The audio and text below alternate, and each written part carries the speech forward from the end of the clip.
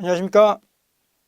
자, 이제 법학개론이죠. 법학개론을 통해서 여러분과 함께 이제 또 쭉 기본 이론 강의하고요. 그다음에 그 이론 부분마다 이제 그 이론 공부한 부분들이 어떻게 우리 이제 문제로 되는지 확인하는 그런 과정을 쭉 이어갈 텐데요. 이제 여러분들 중에는 이제 처음으로 법학을 접해 보신 분도 계시죠. 그리고 또 전에 법학을 한 번쯤은 해보신 그런 또 경험 있으신 분도 계시는데, 이제 제가 처음에 이 법학 개론 이제 강의를 하는 처음 시점에서는 좀 몇 가지 여러분들에게 좀 당부를 드릴 게 있습니다. 가급적이면 이제 저는 여러분들이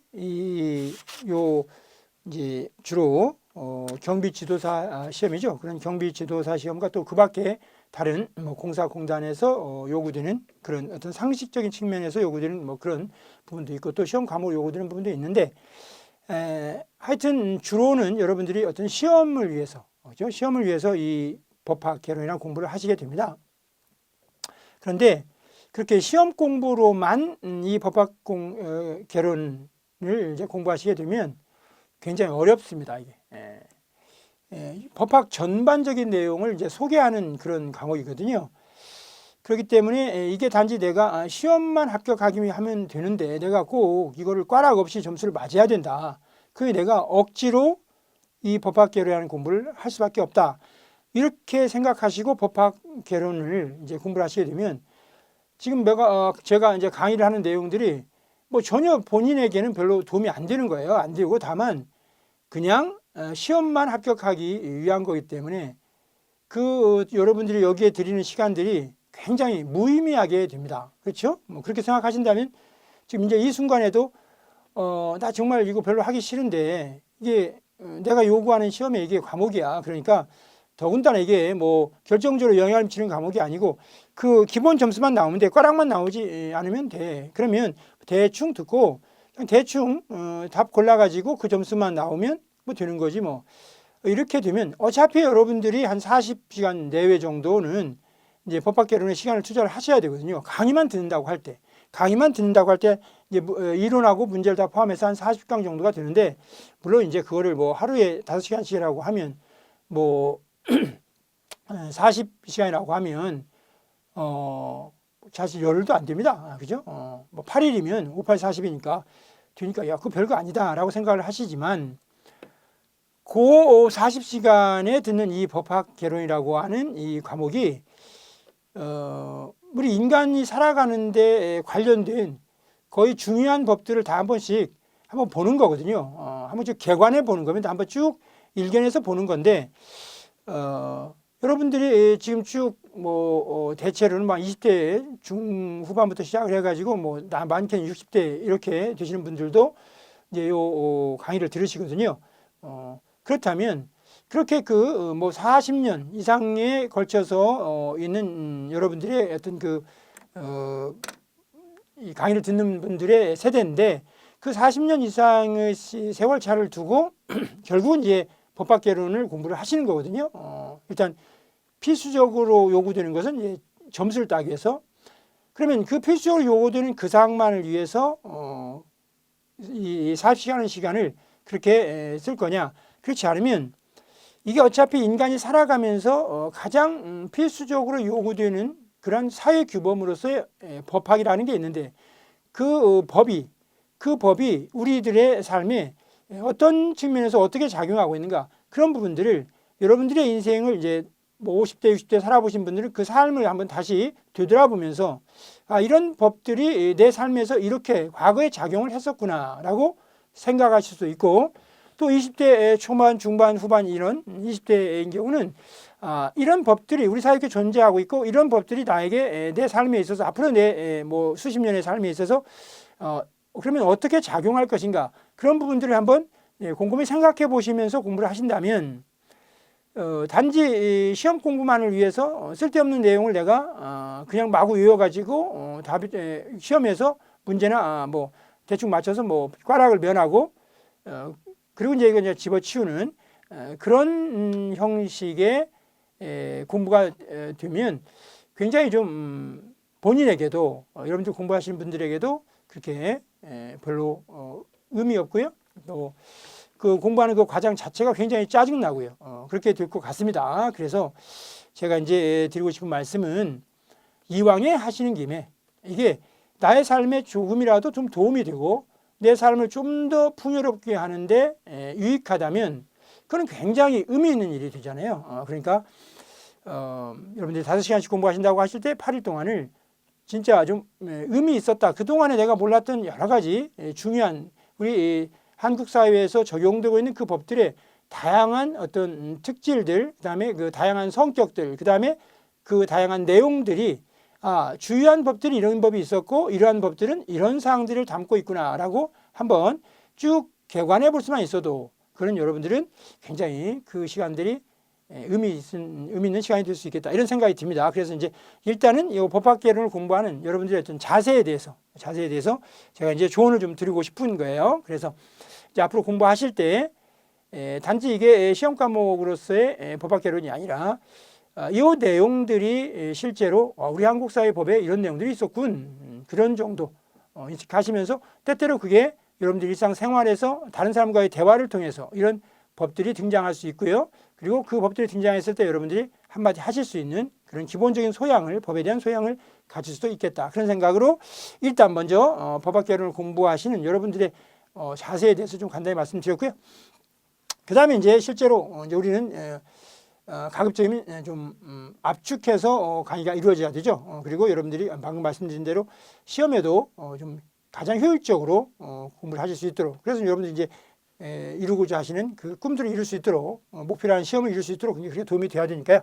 일단 제가 첫 번째 좀 말씀드릴 부분은 이 법학개론이 전체 어떻게 되어 있고 우리가 어떤 사항들을 공부할 것인지 따라서 우리 법학개론에서 다루는 그 중요한 대한민국 사회에서 한국 사회에서 가장 중요한 그 법들 법학개론의 대상이 되고 있는 그 법들에 대해서 쭉 개관을 해봐야겠죠. 그래야 내가 처음부터 끝까지 어떤 내용들을 공부해 나갈 건데 지금 뭘 하고 있구나 그 정도로 전체 좀 체제는 좀 알아야 되니까 그래서 일단 법학개론의 전체적인 내용에 대해서 한번 개관을 해보겠습니다. 그죠?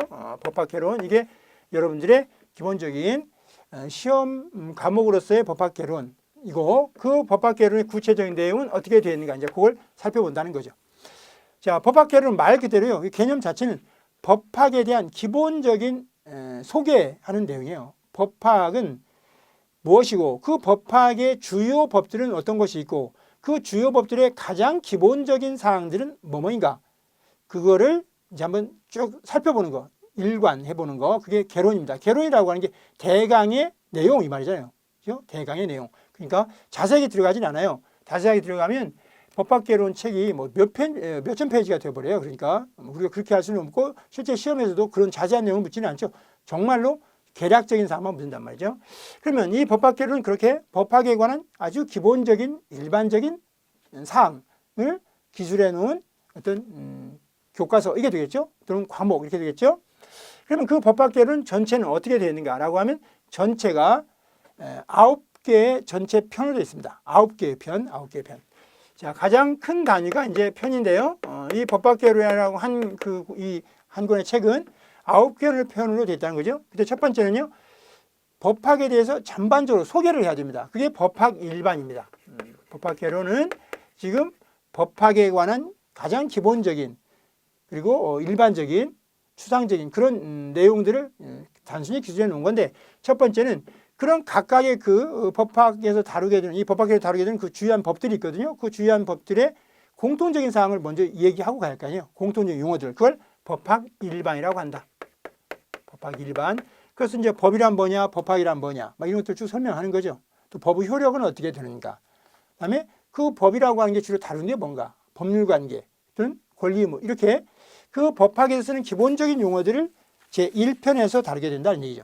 그래서 굳이 뭐 1편을 쉽게 이야기한다면 법학개론에서 우리가 공부할 내용들의 어떤 일러두기, 소개, 그죠? 법학의 소개 이 정도가 1편이고 그 법학에 대한 소개가 끝나고 나면 이제 구체적으로 그러면 법학개론은 어떤 법학이니까 법에 대한 학문이니까 법을 얘기할 거 아니에요, 법. 그죠? 그때 어떤 법들을 우리가 좀 살펴볼 거냐.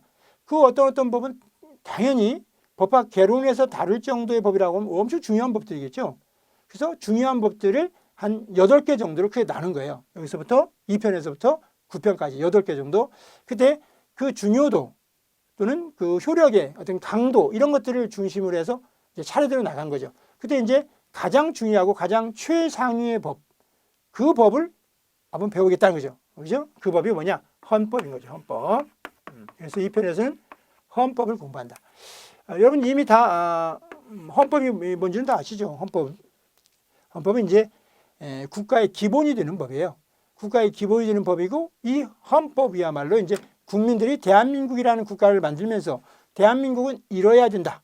대한민국은 이러이러한 국가이고 이러이러한 일을 해야 된다라고 최상위로, 그죠? 유일하고 제상위에 있는 법이 바로 헌법이라고 하는 거죠. 헌법. 그래서 대한민국 헌법이 있고요. 그걸 공부하는 거예요. 그러니까 이제 쭉 아까도 말씀드렸지만 우리가 지금 공부하는 이런 사항들은 우리가 일반적인 기본 소양이 있는 어떤 시민이라면 이런 정도는 좀 알아야 된다는 거죠. 이런 정도는 알아야만 본인의 어떤 대화 상대에서도 대화 과정에서도 이런 부분들이 등장했을 때 내가 한마디 정도는 거둘 수 있게 되는 것이고요. 또 여러분들이 나중에 이제 뭐 이미 나이가 많으신 분들 뭐 자녀가 다 있겠지만요. 아직 20, 30대의 경우는 이제 자녀를 낳았을 때 자녀가 초등학교, 중학교를 갔을 때 아이들이 또 이 헌법을 배우지 않습니까? 그때 아이가 물어봤을 때 적어도 내가 헌법이 뭔지는 알아야 그걸 이야기해 줄 수 있고 또 자세한 것은 내가 헌법을 찾아서 할 수 있는 그런 정도는 돼야 되는 거죠. 그 다음에 이제 두 번째로 중요한 법은 이 헌법을 구체화한 법이 있어요. 헌법을 구체화한 법을 우리는 행정법이라고 하죠. 행정법. 그래서 이제 행정법을 공부하게 됩니다. 그래서 헌법과 행정법 이와 같이 국가의 어떤 기본 조직과 활동, 그다음에 이 헌법, 국가가 존재하는 목적 그런 것들을 규율하고 있는 게 헌법이고 그 헌법은 조문이 130조밖에 안 돼요. 1조에서 30조밖에 안 되기 때문에 아주 자세하고 구체적인 내용을 담을 수가 없어요. 그래서 그 헌법에서 목표로 하고 있는 우리 사회를 실제로 실현하기 위해서는 구체화된 헌법을 구체화한 법이 필요하죠. 그게 행정법이에요. 그래서 행정법은 구체화된 헌법이다. 이렇게 말하기도 하는 거죠. 즉 헌법이 구체화되면 행정법이 되는 거죠. 그래서 이건 한 쌍이 되는 거예요. 헌법과 행정법. 그리고 이 헌법과 행정법이 가장 대표적인 공법인 거예요. 공법. 이 두 개는 국가와 국민 사이의 법률관계를 규율하는 그런 공법입니다. 공법, 사법이 아니고 공법. 그래서 이제 가장 중요한 두 개의 법을 공부하고요. 그 다음에 이제 4편에서는 전체가 9편까지 있다고 그랬죠? 그러면 이제 4편에서는 어떤 법을 공부하게 되느냐. 이제 공법을 했으니까요. 그죠? 그리고 또 중요도에서도 가장 높고 그다음에 그걸 구체화한 법을 했으니까 그러면 사인끼리의 법률관계도 있지 않냐? 개인끼리의 법률관계 그걸 규율하고 있는 대표적인 법이 민법인 거죠. 민법입니다. 그래서 4편은 민법을 공부하게 됩니다. 그런데 이 민법은 이제 개인끼리의 법률관계 중에 일반법이에요. 공통적으로 누구나 적용될 수 있는 법인데 그 개인끼리의 법률관계 중에 상이죠. 상인, 머천트. 그 상인 간의 법률관계를 규율하는 법이 또 있어요. 그거는 개인끼리의 법률관계이지만 이 민법보다는 좀 특별하죠. 상인이니까. 그래서 그게 상법이죠. 제5편으로 상인 사이의 법률관계를 규율하는 상법이 있습니다. 상법. 대표적으로 여러분들이 들어보셨을 법한 회사법 이런 것들이 다 상법에 있죠. 회사법. 그다음에 보험법 이런 것들 다 상법에 있고요. 그 다음에 그러면 이제 민법과 상법은 또 가장 대표적인 사법이 되겠죠. 개인끼리의 법률관계를 규율하는 법이죠. 개인끼리의 법률관계, 개인사, 공. 자, 그러니까 공법과 사법이 이렇게 대비되는 것이죠.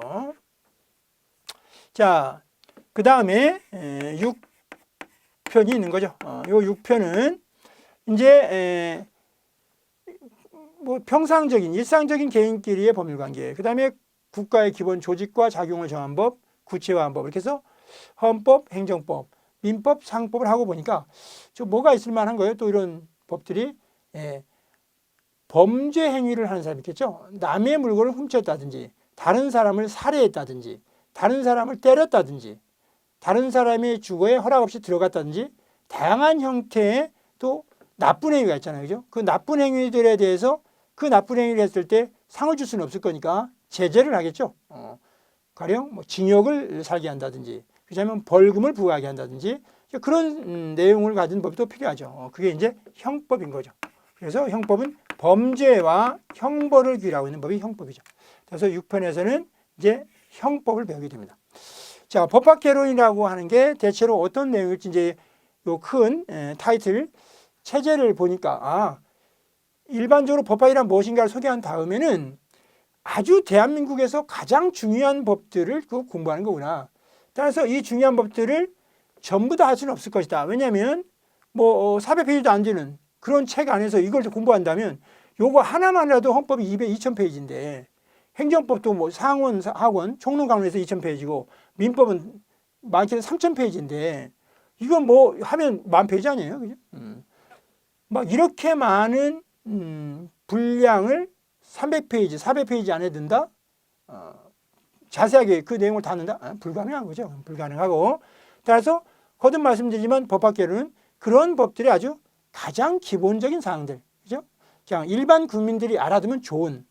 그래서 TV에서 어떤 헌법에 관한 어떤 내용이 나왔을 때, 행정법에 관한 어떤 내용이 나왔을 때, 그게 무슨 말인지 정도 알아들 수 있는 그런 정도면 좋겠다. 그리고 특히 그것이 시험에도 도움이 돼서 시험도 합격하고 또 이런 내용도 가면 더 좋죠. 그러니까 그렇게 좀 실제 생활에 응용될 수 있도록, 활용될 수 있도록 하시는 게 좋겠다. 그래서 처음에 그 마인드를 처음에 일단 여러분들 법학개론 공부하시려고 오신 분들의 대부분은 대충 해가지고 거기서 치워버리고 뭐 꽈락이나 면하고 그냥 빨리 그죠? 뭡니까? 경기도가 자신이나 짜다 이렇게 생각하기 쉬운데요. 공부를 하시다 보면 아니 이왕이 하는 건데 말이야. 좀 제대로 해서 좀 내 생활에 도움이 될 수 있으면 좋지 않겠어? 이제 그렇게 생각이 또 긍정적인 방향으로 올라갈 수 있으니까 자꾸 그렇게 유도를 좀 해주셔야 됩니다. 자, 형법 있죠? 형법.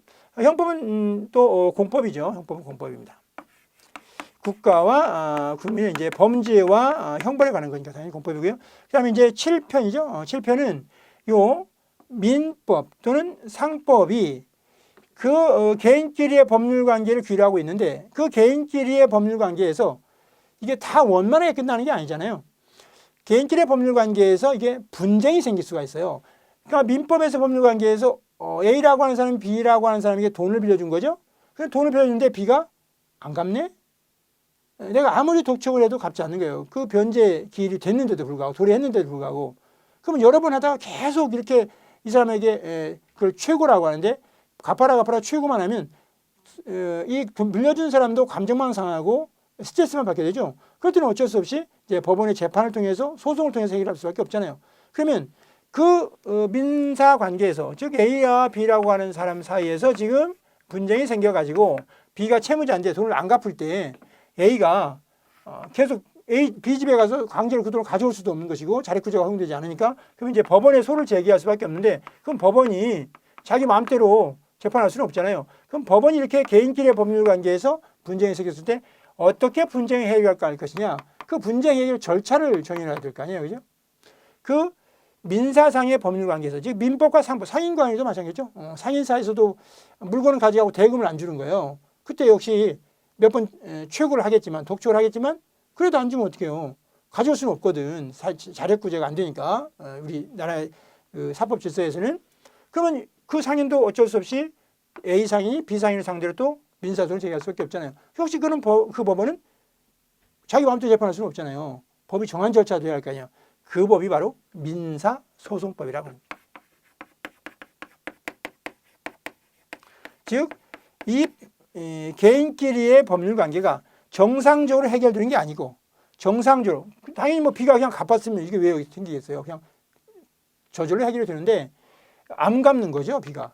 물건 대금을 안 주는 거죠. 그때 어떻게 할 거냐. 민사소송법이라고 하는 그 소송 절차를 통해서 이 A는 구제받을 수밖에 없다 이런 얘기죠.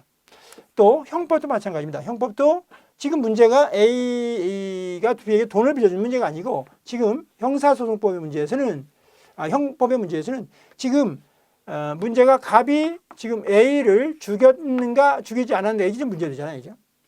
갑이 A를 실제로 죽였는가 죽이지 않았는가 즉 살해했는가 살해하지 않았는가 살해 여부예요. 살해 여부. 그럼 그게 분명하지 않을 확률이 많잖아. 아까 A가 B에게 돈을 빌려줬다는 사실도 B가 빌린 적이 없다 이래버리면 그것도 문제 생기는 것이고, 돈 없어라고 해도 문제가 되지만 빌려가 놓고는 안 빌렸다고 말해버려도 문제가 생기는 거잖아요.